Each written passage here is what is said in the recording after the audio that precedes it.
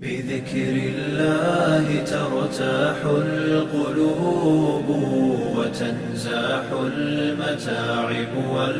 والكروب وتنزل رحمة الغفار